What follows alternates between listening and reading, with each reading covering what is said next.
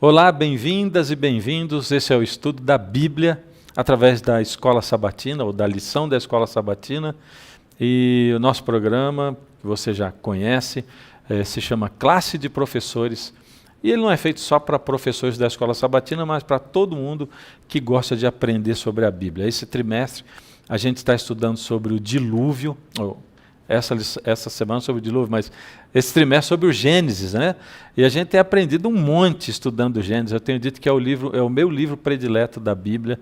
Gosto demais do Gênesis e tenho dito também que é o livro mais lido, né? Porque todo mundo começa a ler a Bíblia no início do ano com aquela boa vontade, aí para no Gênesis e pronto. Aí depois no outro ano começa com Gênesis de novo e assim vai. Hoje a gente tem um trio novo de convidados, apesar que um está chegando por aí ainda, mas eu quero apresentar para você lá em cima, pastor Didio. E aí, Didio, tudo bem? Como você não é conhecido do pessoal, vou pedir para você se apresentar. Não é conhecido do pessoal, mas primeira vez que está no programa. Se apresentar, dizer onde você está trabalhando. Beleza, pastor. Salve, salve, pessoal. Pastor Fernando Iglesias, pastor Ricardo e daqui a pouco, pastor Alisson. Tudo bem? Boa tarde, boa noite, bom dia. É isso aí. Estamos falando na internet, tem gente do mundo inteiro assistindo, né? Exatamente. Eu sou o Dídio, eu estou trabalhando na igreja no distrito do Jardim Colonial, Zona Sul de São Paulo. Sou casado com a Camila e ela está grávida. Você, pai. Ê, que legal, parabéns, coisa boa. Seus pais devem estar felizes também, vão ser avós. Pela primeira vez, pela primeira vez. E o Maravilha. meu irmão também, ele e a esposa estão grávidos praticamente no mesmo dia que a gente. Ah, Então, Uau! é uma novidade aqui em casa. Neném já vai vir com um priminho já, viu? Coisa boa. É a Maria Luísa, a minha filha. Ei, coisa linda, Maria Luísa. Deus abençoe a Maria Luísa e vocês também. Bom, a gente tem também aqui o Ricardo, pastor Ricardo. Bem-vindo, fala pra gente onde você está. Oi, pastor, tudo bem, gente? Que prazer estar com vocês. Uma oportunidade especial de nós conversarmos um pouquinho sobre a Bíblia. Eu sou o Ricardo Nogaroto, trabalho num lugar maravilhoso aqui em São Roque, na nossa clínica, no nosso Spa Vida Natural. E aqui nessa clínica nós apresentamos o Evangelho através da saúde, né? E eu sou o capelão aqui, sou o pastor da clínica, ministro aqui a palavra todos os dias para os nossos hóspedes, pacientes, funcionários. E pela graça de Deus, hoje eu estou com uma oportunidade muito bacana, que é de estar com você aí para a gente estudar junto a Bíblia. Um salve também aos colegas, né, já que nós vamos ter esses momentos juntos. Legal, Ricardo, Didio, como falou o Didio, daqui a pouquinho a gente vai receber o Alisson, é o Alisson Brasil, que já esteve com a gente algumas lições aí, vai entrar aqui daqui a pouquinho. Bom, como é o nosso costume, nós vamos abrir a palavra de Deus e para isso a gente vai orar pedindo a direção de Deus. Deus amado, essa é a sua palavra, a nossa vida está diante dela, Senhor, diante do Senhor também. Nós dependemos do Senhor e o pior é que muitas vezes não nos damos conta disso. Agora nós vamos, Senhor, entrar no Teu terreno, em terra santa. E a gente pede, Senhor, que o Senhor ilumine, por favor, nossa mente, nosso coração. E nos dê forças para que essa palavra se torne em atos na nossa vida. Que a gente seja coerente, que a gente cresça espiritualmente, Pai. E que o nosso amor pelo Senhor transborde para outras pessoas. Em nome de Jesus. Amém. Maravilha. Quem vai introduzir então a lição para nós? Quem vai abrir fazendo a introdução sábado e domingo? Então vamos lá, Ricardo. Vamos lá. Gente, a lição dessa semana, né, sábado e domingo, ela nos é introduzida apresentando o dilúvio. O dilúvio foi um grande evento, um evento bastante cataclísmico a propósito, e a Bíblia o narra como tendo uma relevância muito grande para a compreensão dos atos de Deus no relacionamento divino com a humanidade. Essa história, né, que ocorre há muito tempo atrás e que muda definitivamente para sempre a forma como os seres humanos se relacionam com Deus, a forma como os seres humanos se relacionam com a natureza. ela é apresentada na Bíblia como sendo chave para a compreensão do coração humano. Então, eu creio que quando nós fazemos esse panorama inicial, introdutório da lição, pensando no sábado e no domingo do que a lição nos apresenta, eu creio que duas coisas merecem nossa atenção. Em primeiro lugar, nós precisamos perceber que a natureza humana estava completamente distorcida. E a segunda percepção que nós temos que ter é que a história do dilúvio é uma história de juízo, é um ato de Deus num processo de julgar essa natureza humana. Bem, tentando desenvolver um pouquinho a primeira proposta, né? No capítulo 6, no verso 5 do livro de Gênesis, quando é introduzida a temática do juízo, nós somos apresentados à circunstância em que estavam os seres humanos em nosso planeta. O Senhor Deus viu que a maldade das pessoas havia se multiplicado na terra e que todo o desígnio do coração delas era totalmente mau. Bem, essa construção, especialmente se nós olharmos a perspectiva da língua hebraica, que é a língua cujo qual o Gênesis foi escrito, essa construção de fraseologia é muito importante. Veja, a palavra desígnio, todo propósito, todo plano, em hebraico é uma palavra que vem do termo moldar, fazer, formar, que é a palavra yatsar, que aparece em Gênesis capítulo 2, verso 7. Naquele contexto, Gênesis 2:7, Deus molda do pó da terra o ser humano e sopra em suas narinas o fôlego de vida. Você se recorda dessa cena? Dessa palavra, moldar, executar, dessa palavra, nós temos uma outra palavra que, do ponto de vista das ações, precede esse termo, que é a palavra yeser.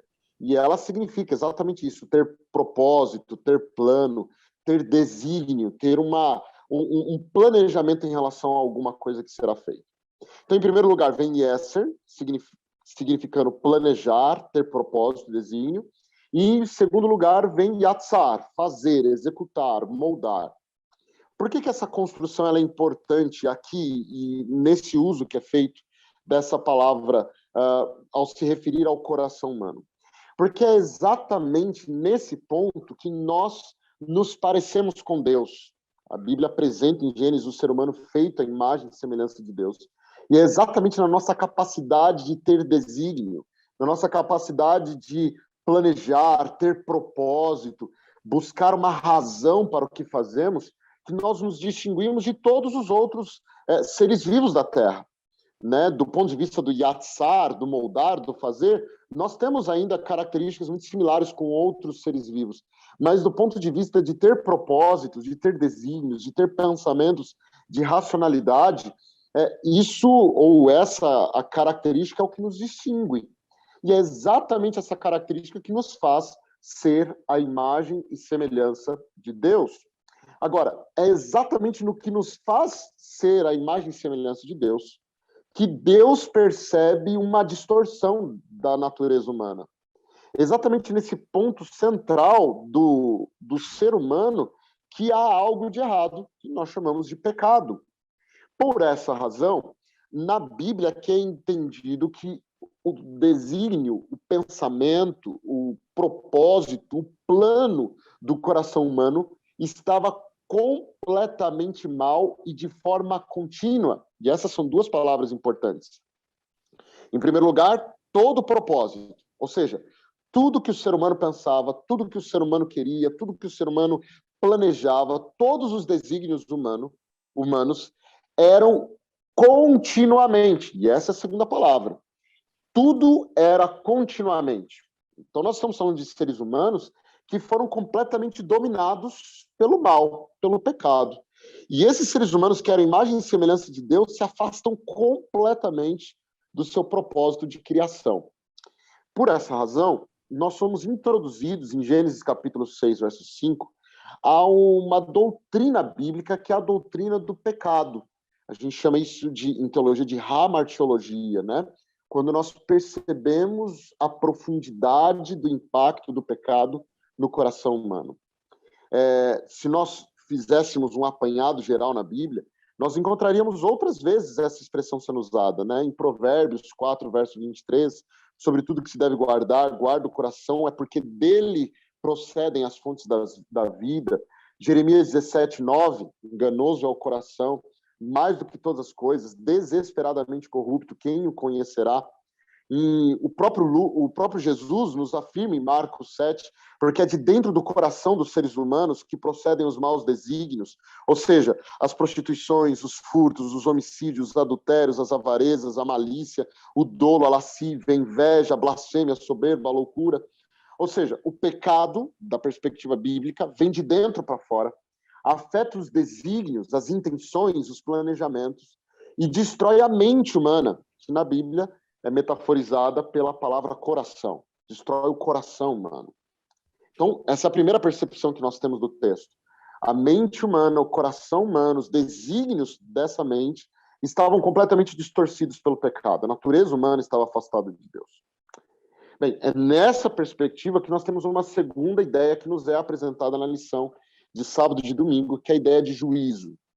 A arca foi um ato judicial de Deus, foi um ato para resolver o problema do pecado num mundo que estava tão contaminado pelo mal que todo o propósito do ser humano, a todo momento, ou seja, de forma contínua, já estavam perturbados, infectados pelo pecado. E aqui que nós precisamos perceber como Moisés, que é o escritor do livro de Gênesis, é um escritor maravilhoso, prolífico, assim, por definição. Ele começa a fazer um casamento entre as palavras, na hora de contar a história da Arca de Noé, e outros temas centrais no livro do Gênesis, como, por exemplo, o santuário. E ele faz isso o tempo todo. Por exemplo, a palavra arca, que aparece na nossa Bíblia, ali no capítulo 6, 7, 8 e 9 de Gênesis, que é onde se conta a história do dilúvio, ela aparece por 7 vezes. Essa palavra, a arca, em hebraico é a palavra tevá. E essa palavra, tevá, ela vem de uma palavra relacionada, que é uma palavra egípcia, que significa cesto. Exatamente aquele cesto onde Moisés foi colocado quando a sua mãe Joquebede queria salvá-lo da perseguição do faraó. Então, a palavra egípcia para cesto é a mesma palavra que Moisés usa quando ele se refere àquele grande barco que Deus pede para que Noé construa. É a palavra tevá. Agora, interessante que essa palavra egípcia ela tem significados bastante parecidos com o santuário.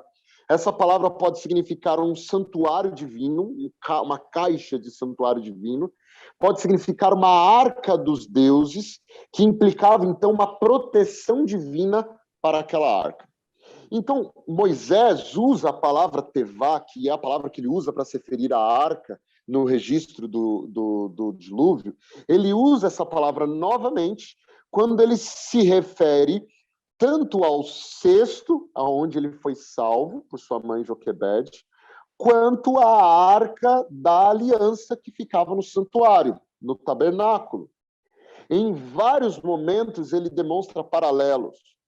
Se de um lado a arca de Noé salva as pessoas da destruição vinda da água, do outro lado o cesto que Moisés ficou colocado, que era a arca também, pelo uso das palavras, salva Moisés da perseguição de Faraó no meio das águas do rio Nilo. Se de um lado a arca de Noé salva aqueles que aceitam a graça de Deus, porque a arca, a entrada nela era gratuita, qualquer um poderia entrar. Por outro lado, a arca no santuário, ela exemplifica a salvação oferecida por Deus, a presença de Deus no meio de seu povo. E isso fica mais evidente porque as mesmas frases que são usadas por Deus em Gênesis 6,15 para ordenar a Moisés que construa a arca, né? Façam desse modo, você fará uma arca. Essa mesma construção em hebraico aparece em Êxodo 29:38, quando Deus demonstra a Moisés que ele deverá oferecer sacrifícios no santuário, para inaugurar o santuário. Bem, esse paralelismo parece indicar uma coisa: a relação entre a Arca de Noé e o santuário, ou ao cesto onde Moisés foi salvo, demonstra que no mundo de maldade contínua sempre haverá uma arca para salvar os fiéis. Seja num dilúvio, salvando as pessoas de um afogamento, seja no Rio Nilo, salvando um bebezinho da perseguição de Faraó, ou seja no santuário, perdoando os pecados do povo que pretende se aproximar de Deus. Então, eu creio que essa seja a maior evidência de que a Arca de Noé é uma grande demonstração da graça e do juízo divino. Essa é a minha percepção. Beleza, algum comentário aí sobre o que o Ricardo falou? Trouxe um monte de informações aí e tal, bem denso esse início, né? Cheio de coisa legal. Alguém tem um comentário? Meu comentário foi tão bom que a gente já pode encerrar. Didio, só um pouquinho, desculpa aí. É que o Alisson chegou e eu não apresentei o Alisson, olha. Desculpem aí, viu? Alisson, bem-vindo aí, viu? Obrigado, pastor. Olá, amigos, e olá também. Feliz sábado, né? Bom dia, boa tarde, boa noite, depende do horário que você está nos assistindo. Feliz sábado, domingo, segunda, terça, quarta, quinta e sexta, né?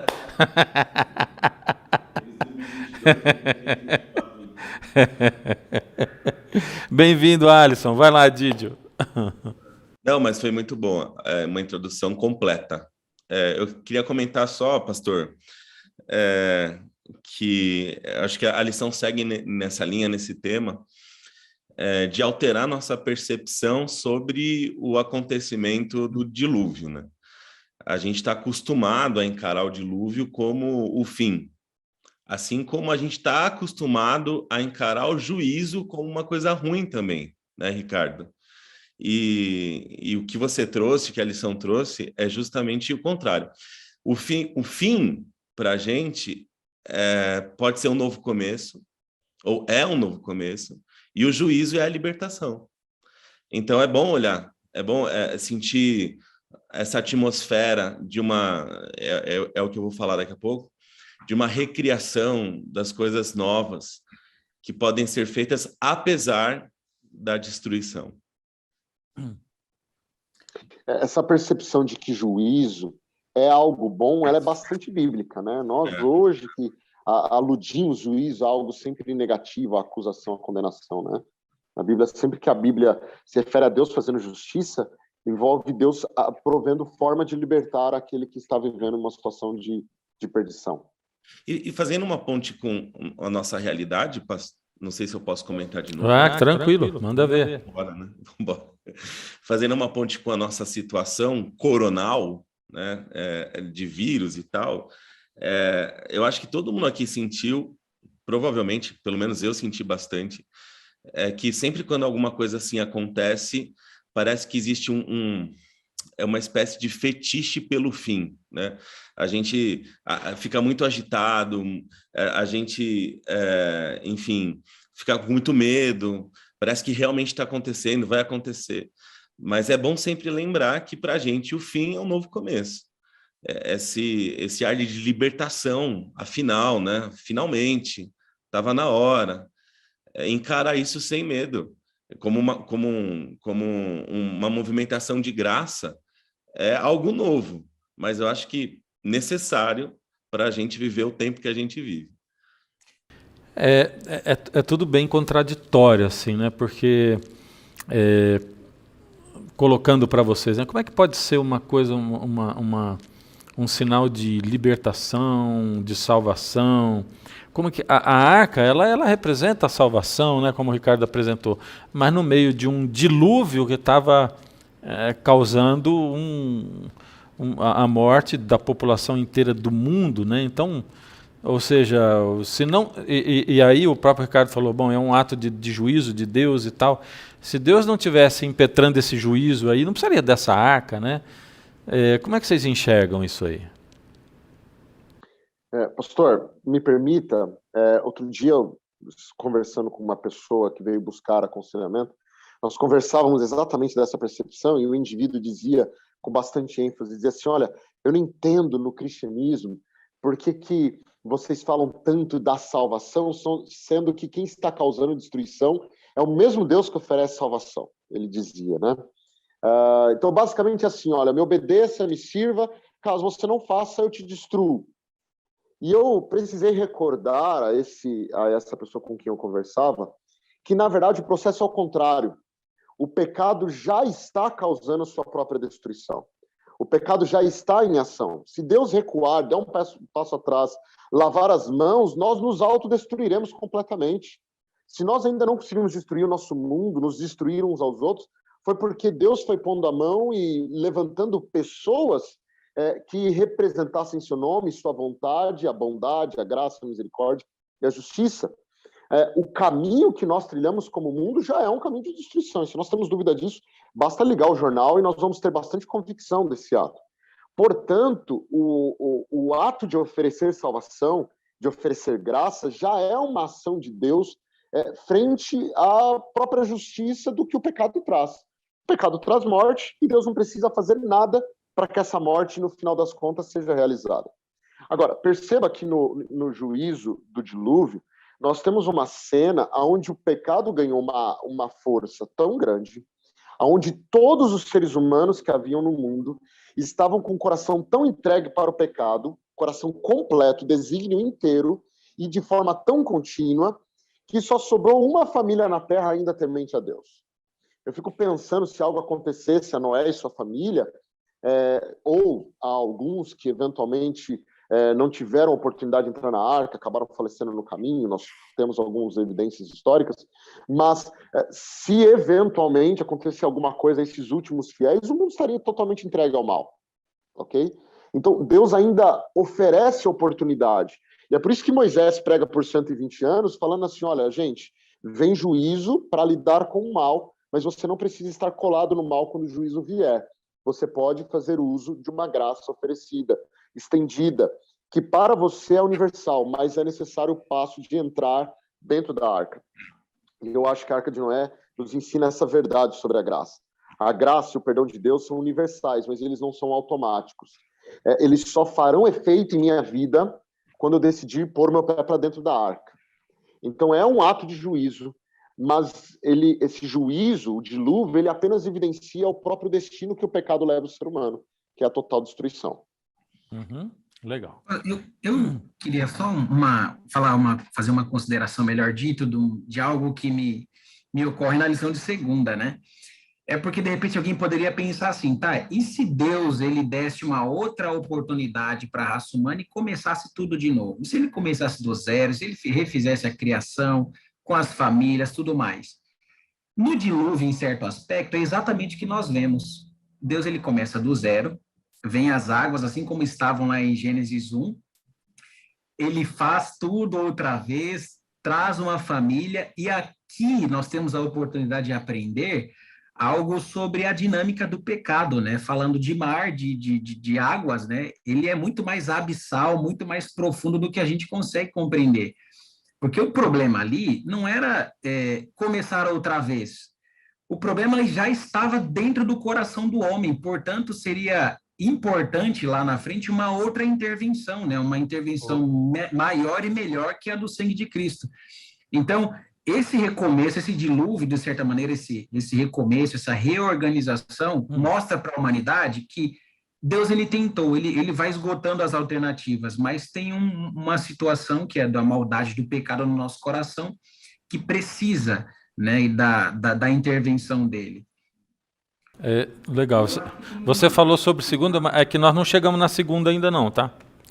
Vamos entrar agora, não. O Didi vai entrar agora na segunda. Sem spoiler, tá, Alisson? Já dei. Ele introduziu. Ainda bem que ele foi na lição. Não, foi bom. Pode entrar, Didi. Pode ir. Então, beleza. Eu gosto de olhar para o Gênesis, gente. Eu gosto muito do Ducan, que é o autor da lição, porque ele faz isso também, como algo contínuo. E na lição passada, na lição número 3, a gente releu. Isso também é outra coisa, a gente está relendo. A gente está relendo porque todas essas histórias, elas já estão na nossa mente, no nosso imaginário, já estão formatadas. desde as classes infantis, desde o flanelógrafo. Você tem aquele quadro mágico na igreja. Não sei se o Alisson é mais novo. Alisson, quantos anos você tem? Eu tô com 31. Então é tudo igual, é que você está preservado. Então tem um flanelógrafo que as professoras das classes infantis, você que está aí na sua igreja sabe muito disso, que tinha aquelas imagens que colavam magicamente e não caíam. E a gente já tem essas histórias na nossa mente. E o nosso desafio é reler essas histórias, se reaproximar dessas histórias como se a gente nunca tivesse lido. E um trabalho legal do Dukan é que ele dá um close no texto. Ele dá um zoom no texto, é o close reading, e a gente lê aquele texto e só aquele texto. E a gente encontra as nuances da narrativa dentro do próprio texto, é uma narrativa. Então, assim, o material literário de Gênesis, a narrativa de Gênesis, ela é contínua e tem muitos ecos aqui, em Gênesis 6, Gênesis 7, de Gênesis 3, por exemplo, de Gênesis 4, de Gênesis 2. Alguns ecos, por exemplo, a primeira vez que a palavra pecado aparece foi na lição passada. E o convite de Deus para Caim era qual? Volta, e é certo que você será aceito. Agora, parece que não tem essa chance de voltar. É como eles disseram, a coisa foi tão longe que a gente não sabe nem para onde voltar. Era tão... o pecado, as condições eram tão pandêmicas nesse sentido, que não tinha a oportunidade que teve para Caim. Ou seja, a única oportunidade era reconstruir. Outra coisa que está aqui também, por exemplo... Didio, desculpa te interromper, mas não tinha, mas tinha, né? Porque foi anunciado com 120 anos de antecedência, né? Quer dizer, assim, era um negócio que estava numa situação onde não tem mais, mas aquele conselho dado para Caim, que Caim não ouviu e que aí levou a descendência dele para um caminho totalmente errado, né? Para destruição, né? De novo, Deus chega e diz assim, fala para a humanidade que tem saída, né? Então, eu vou entrar para... Bom, depois eu quero comentar o porquê, mas pode continuar. Quer dizer, foi dado um prazo grande, 120 anos, né? Sim. Não, tudo bem, eu acho que tem essa saída, mas não é a mesma forma, né, que é falado para Caim dentro de uma mesma história, né? A saída seria entrar, a continuidade do tempo. Tem essa saída, e eu acho que é outro eco. E eu acho que uma grande crise que acontece no leitor, se a gente está encarando o texto pela primeira vez, assim, tem um eco na minha mente aqui. A semente da mulher vai pisar na cabeça da serpente. Tem um eco. Como é que vai ter essa semente se a humanidade está sendo destruída? Tem uma tensão aqui. Como é que... E depois, né? Como é que essa semente vai nascer se as mães são estéreis depois do 12? Então, tem essa tensão motiva a gente a entender que a saída sempre é providenciada, que é o que acho que você estava falando, pastor. Ela estava providenciada no Caim, para Caim era um alerta, olha, volta, aqui olha, entra, sai de onde você está, enfim. Mas, de alguma forma, como o Ricardo falou, na maldição a gente vê uma graça. Como a gente viu a mulher esperando a morte, em Gênesis 3, e vendo que em meio a dores a vida ia continuar. E por ela, né? No meio da destruição tem a graça, como já foi citado aqui. Mas, enfim, a segunda-feira convida a gente a olhar para o dilúvio de outra forma, sobretudo pelas questões também das palavras. O verbo assar, e eu não sei se é assim, atzá, né? Eu acho que você pronunciou dessa forma, fazer, que se refere às ações de Noé. Ele tem um espelho, um paralelo no texto da criação. É um texto-chave de Gênesis 1, 7, 16, 25, 26 e 31, onde Deus faz. Parece que a obediência de Noé está relacionada também a ação divina. Então, divinamente, ele respondeu às questões de Deus. Em Gênesis 7, a gente vê algumas palavras. Se a gente estivesse encarando esse texto pela primeira vez, a gente vê essas palavras, assim, está muito fresco na nossa memória, Gênesis 7 com Gênesis 1 e 2. Por exemplo, Gênesis 2, 1 e 3 fala de macho e fêmea. Gênesis 7, 2, 3, 4 e 10, a gente encontra também macho e fêmea. Segundo as suas espécies, que também está na criação. Animais, aves, animal que rasteja, também está lá na criação. E tudo que, finalmente, tudo que há o fôlego de vida, também está na criação. Então, a lição na segunda-feira mostra um Deus que cria, um Deus que destrói, e um Deus que reconstrói, um Deus que recria, um Deus que reabre. E aqui eu não estou tentando romantizar um evento catastrófico, tá? Que às vezes a gente tenta fazer isso. O dilúvio, a gente imagina a cena no pós-dilúvio, imagina ele saindo da arca, né? Imagina a lama, imagina a morte, né? A terra exalando morte, mas no meio da morte tinha um ponto ali de vida, existiam pessoas se movendo. Aí ela cita Deuteronômio 32, 39, falando sobre esse Deus que destrói e também reconstrói. E também, eu achei muito bacana isso, e eu vou até abrir aspas, fala assim o parágrafo: o movimento das águas mostra que esse evento criativo, na verdade, reverte o ato criativo de Deus. Em contraste com Gênesis 1, descreve a separação acima das águas e embaixo das águas. Em Gênesis 7, a gente vê a união dessas águas, não só a separação. O evento catastrófico como algo que vai contra aquilo que tinha sido feito na criação. Esse processo carrega uma mensagem paradoxal. Deus teve que destruir o que havia antes para permitir que uma nova criação aconteça. A criação da nova terra exigiu destruição da antiga. O evento do dilúvio prefigura a salvação futura do mundo e no fim dos tempos. Vi novo céu e nova terra, pois o primeiro céu e a primeira terra já passaram. Eis que faço novas todas as coisas. Eu acho que a lição da segunda termina nessa perspectiva de que aquilo que foi criado com a divisão das águas foi destruído com a união das águas e criou-se uma possibilidade de reconstrução a partir das novas coisas que ele podia fazer com aquela, entre aspas, nova humanidade, nova terra que estava no meio da lama nascendo. Eu queria fazer talvez um resumo, um escopo geral assim, pensando que Deus ele cria um mundo perfeito, né? Aí vou citar isso que você colocou, né? A separação das águas em cima, embaixo da terra e tal. Um mundo sem pecado. O pecado entra, Deus propõe uma saída para a humanidade, para o pecado. O pecado é destrutivo, ele entra para destruir a terra, Deus propõe a saída.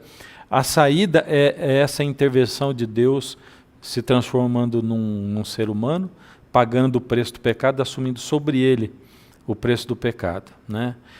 Isso se torna o evangelho do Antigo Testamento, que estava ali simbolizado no Cordeiro, que foi morto para vestir Adão e Eva, e que dali em diante deveria ser morto, né? A gente vê Caim e Abel já logo no começo, Caim agindo mal ou subvertendo o evangelho, Deus dando para ele uma saída, mas ele continua subvertendo. Não muito tempo depois, os descendentes de Caim com os descendentes de Sete se unem, e agora sim o pecado abraça o mundo de tal maneira que o mundo está no fim. Quando Deus vai procurar alguém justo, ele encontra Noé, né? Noé já estava já numa idade um tanto avançada, né? E Noé ia morrer, e o evangelho se perderia, e pronto, a história do mundo teria terminado aí. Mas Deus pensou em você e em mim, em que a gente poderia nascer, em que a gente poderia ter chance de viver, de ter vida eterna, né? Porque a gente só pode ter chance de vida eterna quando a gente nasce nesse mundo e quando a gente tem contato com Deus e responde a Ele. E aqui entra para mim uma coisa muito importante, porque o dilúvio ele entra por causa da importância que Deus dá para o Evangelho. O que tinha sido revelado do Evangelho era o Cordeiro que tira o pecado do mundo, até então, né? Para preservar a salvação da humanidade toda e para preservar a gente, então Deus teve que intervir na história do mundo, trazer esse juízo e recriar. Então, aqui as águas de novo se juntam para no fim do dilúvio se separarem de novo. E aí recomeça tudo de novo, então. E a arca era essa salvação que Deus proveu, né? E a gente vai ver Deus intervindo em diversos momentos ali, né, na história do mundo, preservando o Evangelho. E assim, depois da Torre de Babel, quando tudo se separou, uma centelha do Evangelho foi para cada lugar do mundo. Você vê elementos do Evangelho em várias culturas, religiões, nações. Existe uma centelha. Contudo, uma centelha é algo que foi espalhado, mas Deus tem o seu Evangelho concentrado na palavra, na Bíblia, né? E essa totalidade é que traz para a gente conhecimento que pode libertar, que pode trazer luz, se eu decidir viver. Porque tem um monte de gente que tem contato com a Bíblia, não está livre, coisa nenhuma, subverte a Bíblia, né? Um monte de gente que tem contato com a Bíblia também não está salva e tal. Então isso aqui pode trazer, desde que eu, na presença disso aqui, tome uma decisão certa para a minha vida, né? O Evangelho vinha sendo preservado, eu já citei isso outro dia, né? De uma maneira oral. Por exemplo, Lameque, que era o pai de Noé, quando Adão morreu, Lameque tinha 56 anos de idade. Então você vê que, eu não sei, mas foi muito pertinho, né? Adão chegou muito pertinho de Noé. Então Lameque, pai dele, tinha 56 anos de idade, né? E assim por diante, né? Ou seja, essa tradição oral era contada mesmo de um para o outro, mas as pessoas viviam mais, né? Noé viveu mais 350 anos depois do dilúvio, né? E morreu quando Abraão tinha 58 anos. Ou seja, Adão chegou bem pertinho de Noé e agora Noé chega pertinho de Abraão, né? Então, esse evangelho era preservado mesmo numa tradição oral, mas não era um contando para o outro, eu que vivenciei e estou te contando. Era isso. Podemos pular para terça-feira, Alisson? Vamos lá. Amigos, vocês aí, o pastor Ricardo, pastor Didio, eles pavimentaram muito bem, o pastor Fernando também, a parte teológica, né? Essa lição, ela tá interessante porque ela tem aí, ela traz as palavrinhas, quem gosta da exegese e tudo mais, né?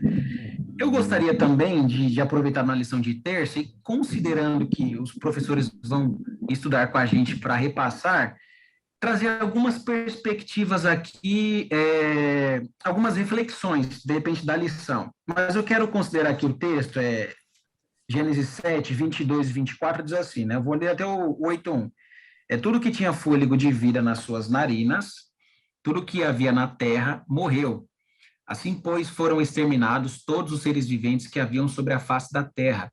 O homem e o animal, os répteis, as aves dos céus foram extintos da terra.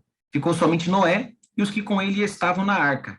E as águas durante 150 dias predominaram sobre a terra. E o 8:1, lembrou-se Deus de Noé, e de todos os animais selváticos e de todos os animais domésticos que com ele estavam na arca. Deus fez soprar um vento sobre a terra e baixaram as águas.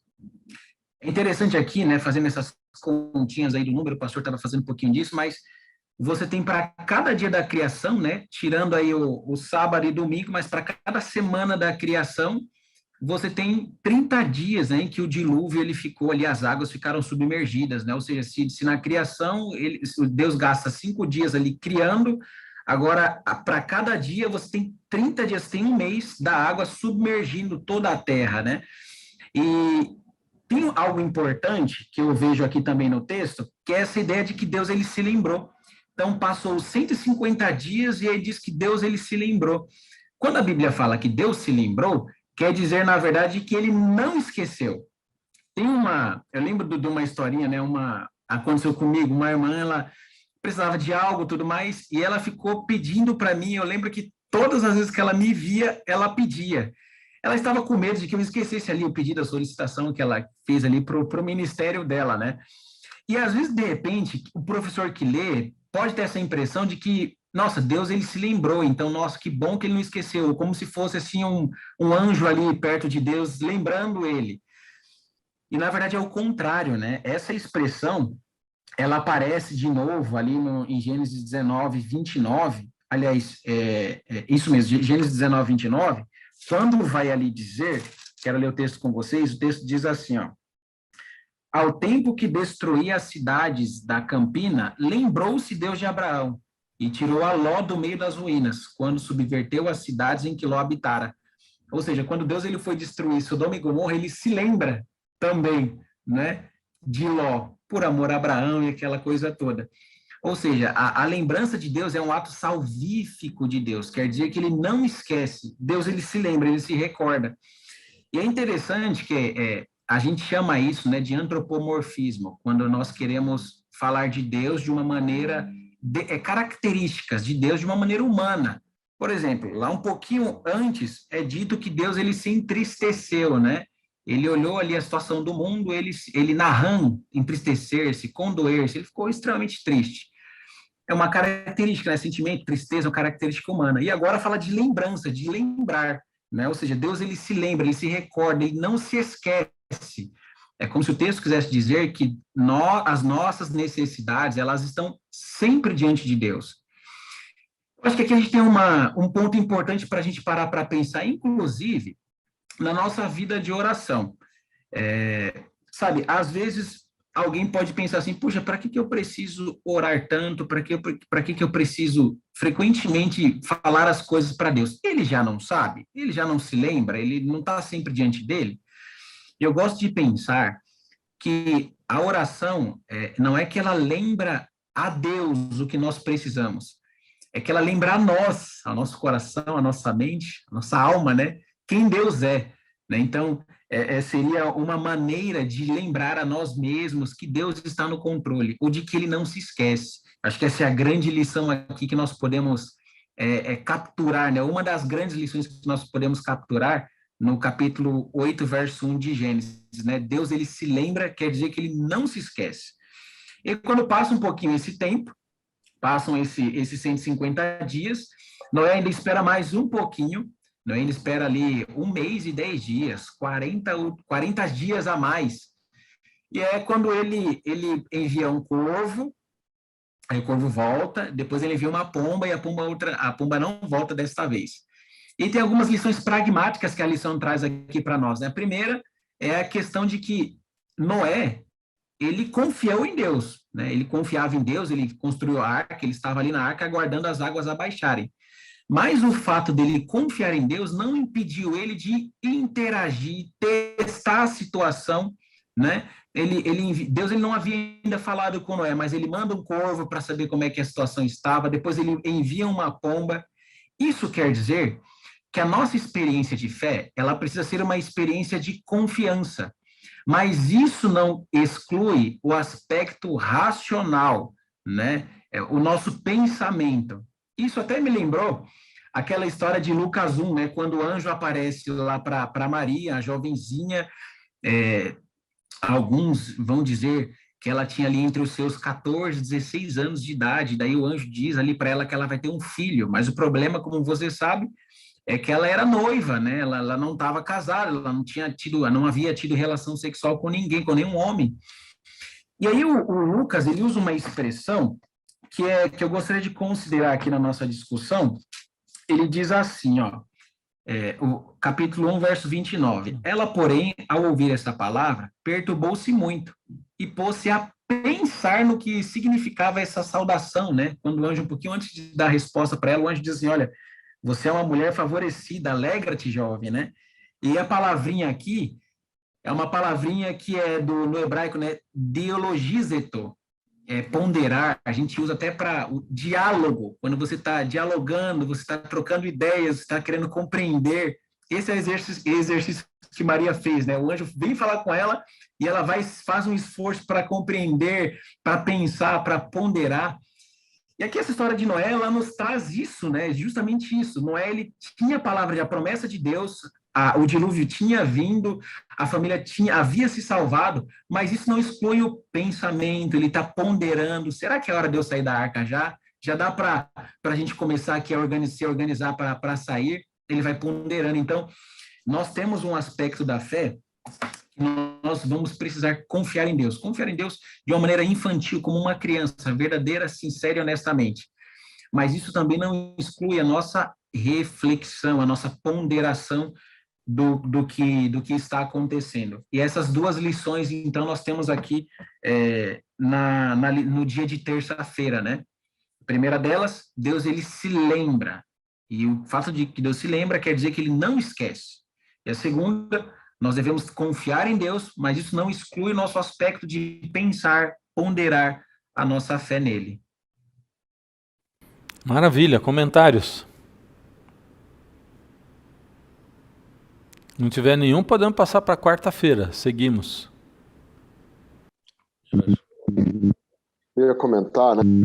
Esse ato de confiar que Noé precisou ter, né? Afinal de contas, ele entrara numa arca, ele numa terra, né, que ainda não havia visto chuva, como foi visto a partir do dilúvio, dentro da arca, com portas fechadas, ainda aguardou 7 dias até começar a cair água de verdade.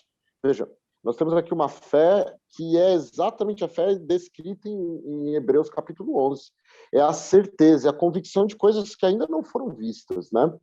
É exatamente esse tipo de fé que faz o indivíduo entrar na arca sem nenhuma evidência, que faz o indivíduo pregar por 120 anos sem nunca ter chovido, que faz o indivíduo vender tudo que tinha para poder comprar material e construir um barco por causa de uma promessa de Deus, que é a fé salvadora que é apresentada no Novo Testamento, que nós dizemos justificação pela fé.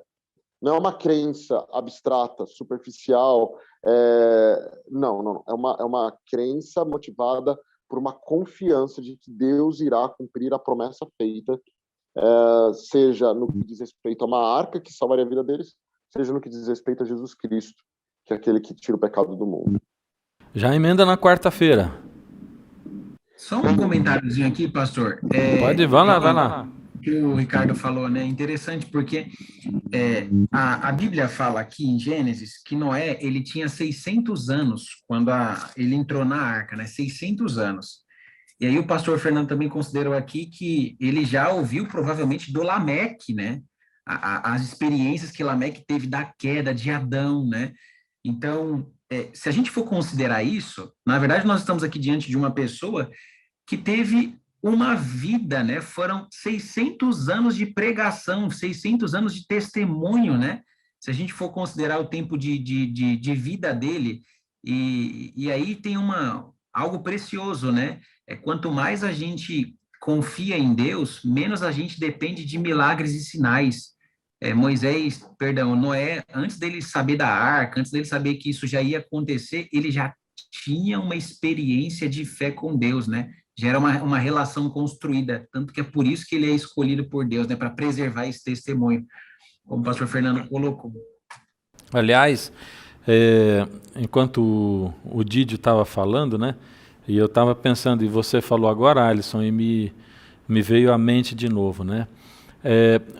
Quando diz ali que o desígnio do homem, né, era continuamente mal, né? Para mim me remete a quando Jesus ele estabelece como é que é o tipo do relacionamento que ele quer ter com a gente, né? Lá em João 15, na videira, né? Que se você estiver ligado em mim, eu vou estar ligado em você, e nós vamos estar assim continuamente ligados. Então, ao passo que o homem, a humanidade estava, o desígnio, o pensamento dela continuamente mal, ainda assim tinha um homem ali que estava continuamente ligado a Deus, que era o Noé, e que é a maneira como Deus... E eu quero fazer um paralelo para hoje, porque é muito legal a gente estudar a história e tal, mas ela tem que ter alguma aplicação para a vida da gente hoje, né? Parece até que eu vou fazer um trocadilho assim meio de mau gosto, mas não é de mau gosto, e também não é ultrapassado, né? Mas, numa época como hoje, quando Jesus lembra a gente, chama a gente para estar continuamente ligado nele, né? Linkado nele, a gente é chamado pelo mundo para estar continuamente ligado, né? Continuamente ligado na internet,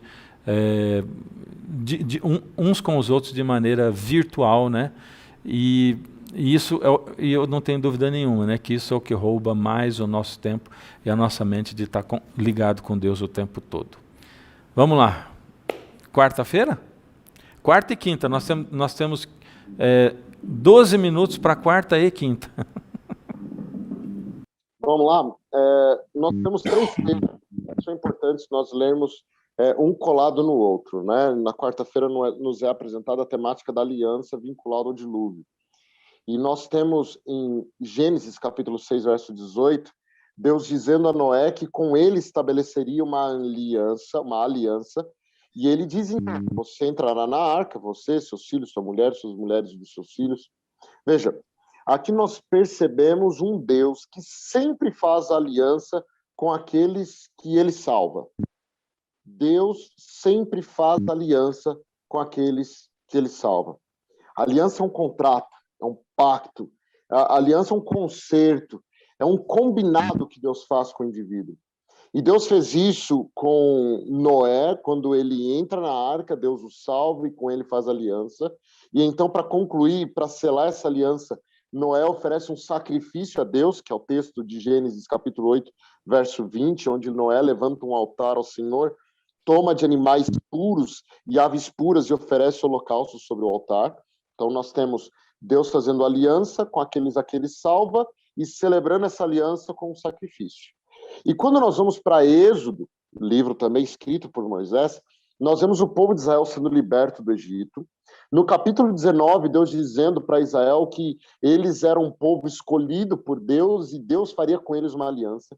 Deus dá a lei a eles naquela cena do Sinai. E no capítulo 24 do livro do Êxodo, para concluir esse momento no Sinai, nós vemos um sacrifício sendo feito, Moisés erguendo uma taça com sangue e dizendo claramente: este é o sangue da aliança que Deus hoje firma com vós. Mesma coisa que nós vemos em Jesus Cristo. Jesus nos livra do pecado com sua morte, e nós o vemos agora também levantando uma taça, e aproveitando que semana agora que passou, semana de Páscoa, nós o vemos levantando uma taça na Santa Ceia dizendo assim: esse é o sangue da nova aliança. Ou seja, aonde tem aliança de Deus com o ser humano, houve salvação, houve libertação. E aonde há aliança e há libertação, existe uma aliança pautada em sangue. No passado, sangue de cordeiros, no presente, baseada no sangue de Cristo Jesus, o Cordeiro de Deus, tira o pecado do mundo. Bem, Gênesis capítulo 8, verso 20, também nos aponta numa direção extremamente interessante. Moisés oferece a Deus, após conseguir pôr os pés na nova terra que ele recebera, né? Então ele põe os pés na terra que ele recebe pós-dilúvio, uma terra com muito potencial, nova, restaurada, para recomeçar do zero. E aí, nessa nova terra, ele oferece um holocausto a Deus, oferta queimada. A mesma coisa acontece com Israel, em Números, capítulo 15, verso 1 a 11. Assim que eles põem o pé na terra nova, na terra de Canaã, na terra que emana leite e mel, o que eles fazem para comemorar, para celebrar? Oferecem um holocausto a Deus, que é uma oferta onde o sacrifício era completamente queimado. Portanto, a oferta completa do Cordeiro também serve, além de representar aliança, ela serve para representar gratidão. O Cordeiro morre demonstrando a gratidão que nós temos pela nova terra oferecida por Deus. E por fim, e um terceiro texto que a lição nos apresenta e que é importante, é quando Deus dá a ordem para que eles agora, a partir de agora, passem a fazer uso do alimento de origem animal. E há um propósito de Deus nessa autorização para fazer uso do alimento de origem animal. O propósito divino é que o ser humano não viva mais tanto tempo assim. Ele vivia uma quantidade bastante gigante de anos, bastante grande de anos, né? 900 anos, mas nós já vemos lá desde Gênesis, capítulo 6, verso 2, que Deus está meio preocupado, porque não dá para agir para sempre num ser humano, pois ele é carnal e os seus dias deveriam ser 120 anos no máximo. Deus precisava diminuir a expectativa de vida. E a razão é porque com 100, 120 anos, o ser humano ele pode ter acesso até a terceira e a quarta geração. E você agora deve estar se lembrando do mandamento lá da lei de Deus, onde demonstra que Deus visita a iniquidade dos pais, dos filhos, até a terceira e a quarta geração. Contudo, se o ser humano vive 900 anos, os seres humanos vão compartilhar pecado entre si por 900 anos, muitas gerações, muitos encontros geracionais, intergeracionais. Mas com 100, 120 anos, até 3, você vai conhecer o seu avô, no máximo o seu bisavô, e os pecados serão transmitidos em menor intensidade. Só que o mandamento que eu cito, que você deve estar se recordando da lei de Deus, ele inclusive fala também da misericórdia de Deus, que vai para muito mais do que 3 e 4 gerações. Deus faz misericórdias até 1000 gerações daqueles que o amam e guardam seus mandamentos. Então, nós temos aqui um ato de Deus de permitir ao ser humano que faça uso de alimento de origem animal, algo que nós não tínhamos ainda. E quando Deus autoriza ao ser humano que faça uso de alimento de origem animal para aquele contexto específico da humanidade, sabe o que nós encontramos? Nós encontramos em Levítico 11 uma definição clara de que o alimento que devia ser colocado na mesa era o mesmo alimento que anteriormente pôde e era colocado sobre o altar. E então nós temos um paralelo entre o altar e a mesa, entre o que oferecemos a Deus e o que oferecemos ao nosso corpo. Há um paralelo, porque em Noé nós já vemos que só eram oferecidos em sacrifício a Deus animais limpos.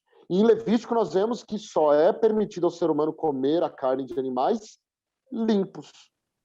Bem, esse paralelo é fundamental. Também quando nós chegamos no Novo Testamento, nós descobrimos, nas palavras do apóstolo Paulo, em 1 Coríntios 6, que para Deus nosso corpo é templo do Espírito Santo. E se há local para... Se há um cuidado com a nossa saúde, com o que nós ingerimos, nós estamos tratando, então, de um santuário, exatamente a referência ao local onde os sacrifícios eram oferecidos.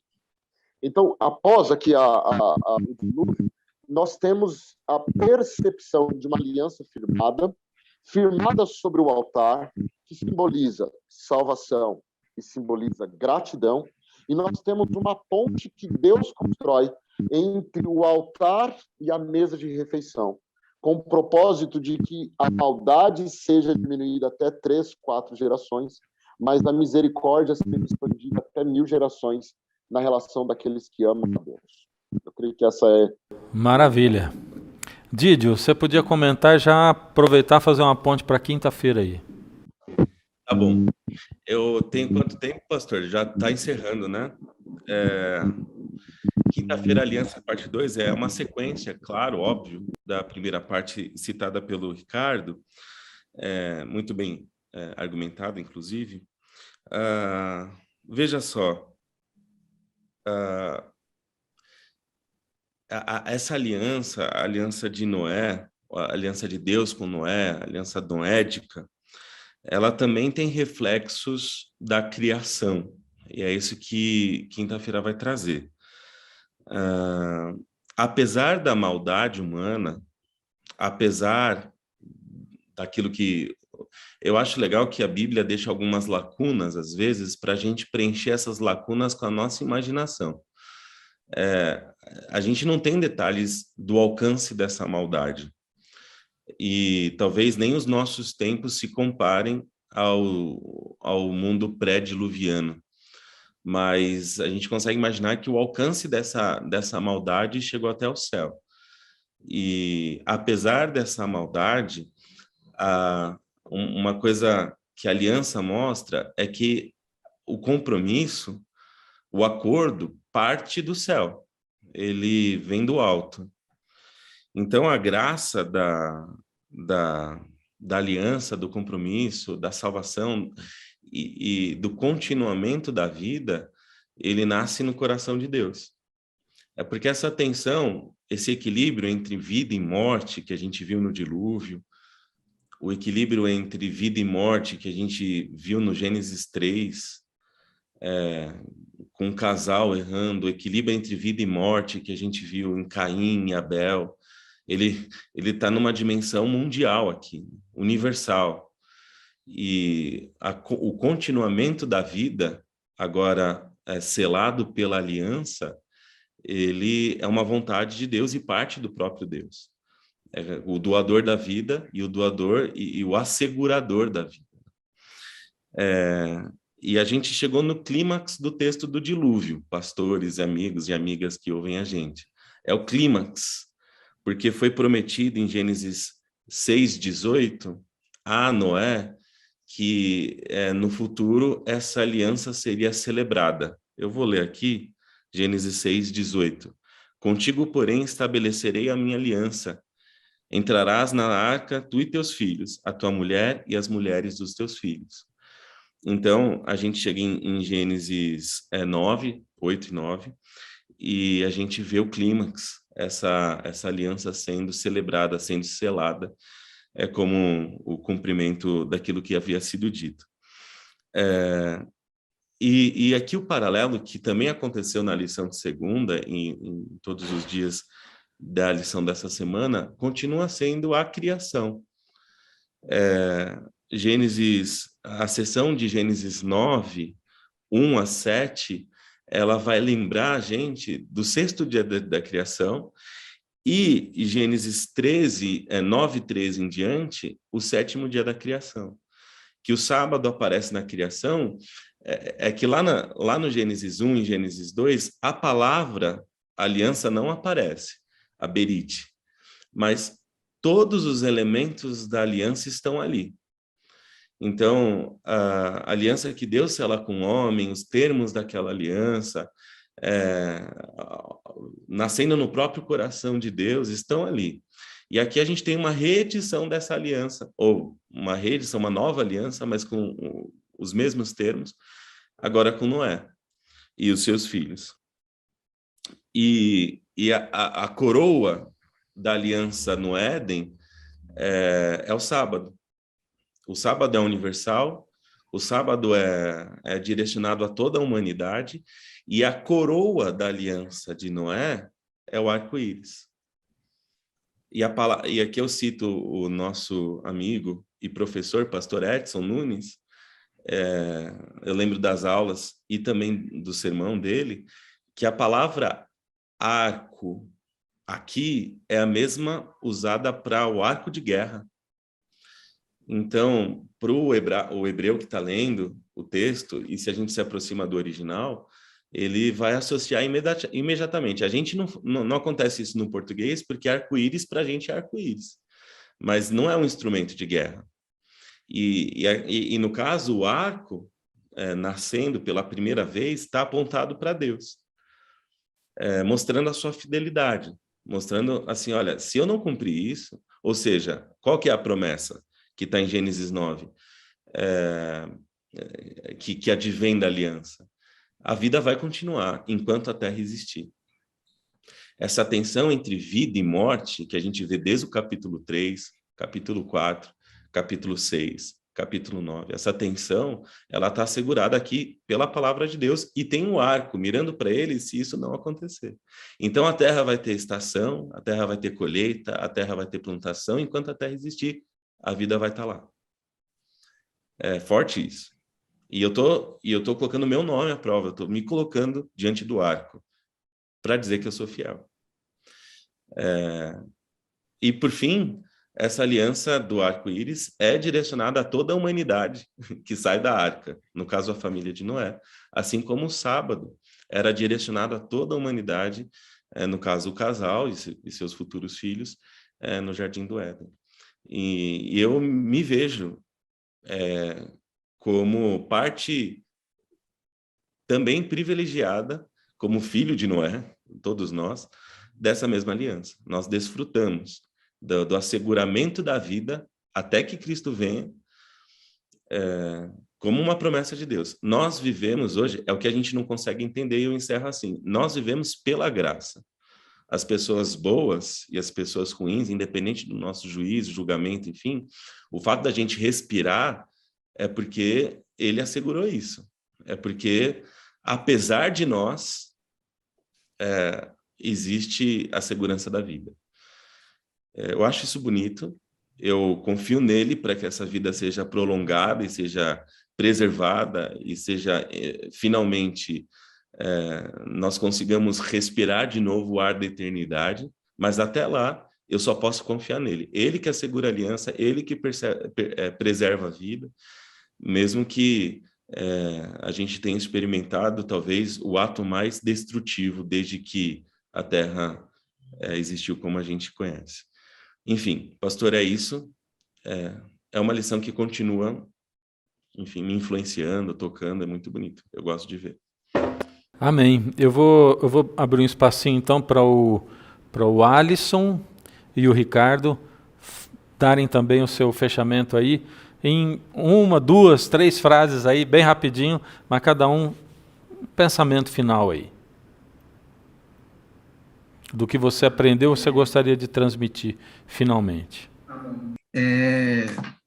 O Didio falando, eu lembrei do Gênesis 15, né? Porque no Gênesis 15 é com Abraão agora, né? Ele pede para cortar os animais, e aí é o Senhor que passa no meio dos animais, né? Aquilo para eles tinha um significado, porque o que passava no meio do animal tinha um símbolo, né? Então, quando na aliança, né? Se alguém quebrar o pacto, que aconteça o mesmo que estamos fazendo com os animais, né? Ele pede para não partir, e ele que passa no meio dos animais.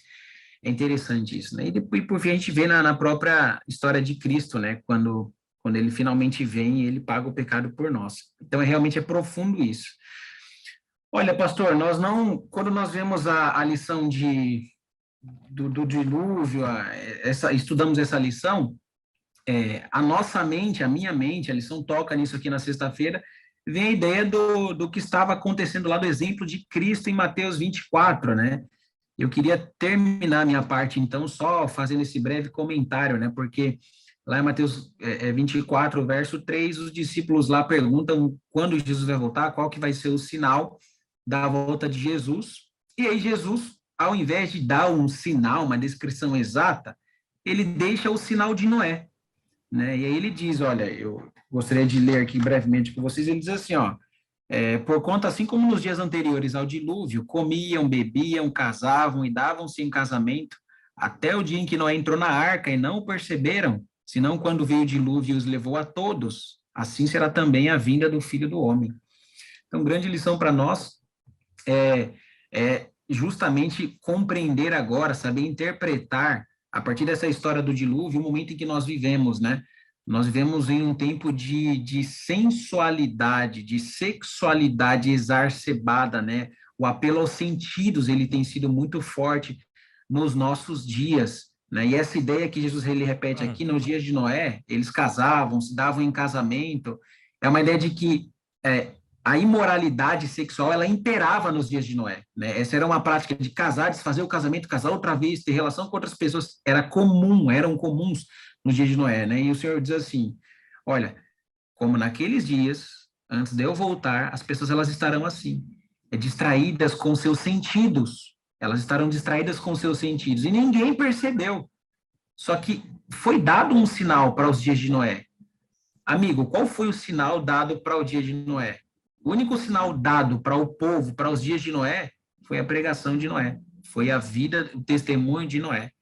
Qual que é o sinal que o Senhor lhe deixa para nós? É a sua palavra, né? É a pregação dos pastores, são os cultos, enfim, é a mensagem, a sua promessa de que ele vai voltar. E como disse o Dígio, através da arca de Noé, por meio do pacto que ele fez com Abraão, do sacrifício de Cristo, nós podemos confiar, acreditar na promessa. Jesus vai voltar. Amém. Ricardo? Pastor, a arca é uma demonstração de graça, e já dizia o próprio autor do livro do Apocalipse, fazendo menção a isso, e dar glórias a Deus, a mensagem do primeiro anjo. temer a Deus, dar glória a Ele, porque chegou a hora do juízo, nós lembramos da arca do juízo. Adorar é aquele que fez o céu, o mar, a terra e as forças das águas, nós lembramos da criação, que já foi tratado hoje também. E mais do que isso, aquele que também controla as fontes das águas, que é uma expressão que aparece no Antigo Testamento exatamente aqui no dilúvio. A Arca de Noé é uma metáfora da mensagem do primeiro anjo. Isso muito nos interessa como seguidores do texto bíblico e detentores da mensagem do segundo advento. Deus nos abençoe. Amém. Obrigado pela sua audiência, obrigado por ter nos acompanhado até aqui. Compartilha, continua compartilhando nosso link com outras pessoas. Nós vamos ter uma oração daqui a pouquinho, mas depois da oração, o pastor César Reis vai continuar. Para você que é professor de escola sabatina, ele tem boas dicas, né, conselhos para dar e tal, para organizar o seu trabalho com a sua classe, com a sua unidade. Vou convidar um de vocês para orar, vou pedir, por favor, para o Didio orar com a gente. Ora conosco, Didio, por favor. Vamos orar. Querido Jesus, obrigado porque, no fechar de olhos, a gente tem certeza que o Senhor nos ouve e que o Senhor está atento às nossas necessidades e aquilo que cala no nosso coração. Nós te agradecemos porque nós temos a oportunidade de viver, que a experiência da vida é reservada a todos nós. Nós te agradecemos porque na tensão entre a vida e a morte, o Senhor venceu a morte. Morrendo, o Senhor venceu a morte. Te agradecemos porque o Senhor renovou essa aliança, essa mesma aliança com todos nós. Te agradecemos porque o Senhor preparou uma grande arca para tirar a gente daqui. E te agradecemos porque hoje a gente pode confiar nisso. Nos ilumine com sabedoria, com desejo pelo estudo da palavra. Seja para nós aquilo que nós precisamos e aquilo que nós queremos também. Abençoe os professores, as classes, que a tua vontade e que as lições do teu texto sejam hoje e sempre esclarecidas entre nós. Abençoe os pastores aqui, a nossa associação. Em nome de Jesus, amém. Amém. Valeu, gente. Obrigado vocês, amigos, por participarem com a gente. Deus abençoe a todos. Fiquem com Deus. Olá, irmão, olá, irmã. Seja mais uma vez bem-vindo e bem-vinda aqui ao nosso encontro semanal. Acabamos de ter um estudo aqui com o pastor Fernando e eu quero te dizer que é muito bom recebê-lo e recebê-lo aqui conosco, tá bom? É bom demais. A gente tem esse encontro semanalmente para poder conversar, trazer algumas dicas importantes e de muita valia para você, professor e professor da Escola Sabatina. Lembrando sempre que vocês pastoreiam um grupo, que vocês cuidam de um grupo muito especial da igreja. Na unidade de ação da Escola Sabatina, lembre-se que vocês pastoreiam esse pequeno rebanho. Então faça isso com amor, faça com dedicação, com cuidado. Tá certo? Eu quero te dar uma dica hoje. Talvez quando você receber a lição, nós estamos tendo a lição agora do livro de Gênesis, né? Mas quero deixar para você uma dica muito interessante, não é? Que quando você estiver estudando, professor e professora, minha sugestão para você é que ao você planejar o estudo da semana, primeiro você deve planejar isso com antecedência, tá bem? Planeja isso com antecedência, o estudo para recapitalizar a lição. É importante, a recapitalização da lição, ela é importante se você faz isso também com antecedência. Não deixando isso para a última hora. Para que você torne-se mais dinâmico, distribua a tarefa com cada membro da sua classe. Depois você combina com ele alguns detalhes. Distribua ali aqueles alunos que gostam de participar mais. É sempre assim, né? Um aluno gosta de participar mais do que o outro. Isso é comum, isso é normal. Não é nada anormal isso. Tem aquele que você faz a pergunta e ele responde na hora, né? Tem o outro que você tem que cutucá-lo um pouquinho mais, né? Quem sabe aqueles que você percebe que eles podem amanhã ou depois serem os professores, ser o líder da igreja, está chegando ali agora, um membro da igreja que você vê que tem potencial, não é? Uns 2, 3, 4, 5. Então, durante a semana, distribua uma porção do estudo da lição e combine com eles, para que eles possam participar mais ativamente. Você pode ter certeza que eles vão gostar muito disso. Primeiro que você vai desafiá-los a estudar também. Você vai motivá-los a estudar, a aprofundar o estudo na semana. E segundo, eles também vão colaborar para repartir o conhecimento com os demais que estão ali. E você também vai ter uma rede de apoio. É importante você ter uma rede de apoio. Você professor, você professora. Então, o que você deve fazer? Para fazer o estudo da lição com antecedência, você reparta ali com os seus alunos, não é? E para que divida isso com eles, para criar um bom ambiente, para criar algo agradável, mais dinâmico, não é? Isso vai fazer com que os demais alunos, eles também sintam-se responsáveis pelo aprendizado. E quando a gente aumenta essa responsabilidade entre todos, cria uma sinergia muito positiva, cria uma dinâmica muito agradável. Não seja só você o professor para passar a lição, não é? Ou recapitular a lição, não. Reparta isso com os alunos. Você vai ver que isso vai criar um ambiente muito agradável, muito positivo entre os seus alunos. Gostou da ideia? Você acha que isso dá certo? Essa semana recentemente eu tive numa classe agora, e a classe, eles fizeram isso. Eu cheguei lá, puxa, foi tão legal, cada um eles já tinham estudado, é lógico como eu fiz o estudo da lição, mas eles participaram, eu vi que eles tinham estudado, e o professor havia me dito que ele tinha dividido entre eles também. Isso é importante, cria esse bom ambiente, cria a profundidade do estudo, e você também não sobrecarrega o professor. É uma boa ideia, não é? Então faça isso. Te lanço esse desafio para você, professor e professora. Essa semana, na hora de fazer o estudo da lição, quem sabe você já fala isso ao final do estudo da lição do sábado, segunda você, na próxima segunda você, terça você, já faz essa divisão, ou durante a semana, já é uma maneira de você fazer o contato com o seu aluno, não é? Para conversar com ele, tá bom? Eu lancei esse desafio para você, espero sinceramente que você tenha entendido. Deus te abençoe, nos encontraremos aqui na próxima semana, se Deus assim permitir, tá bom? Um forte abraço e até lá.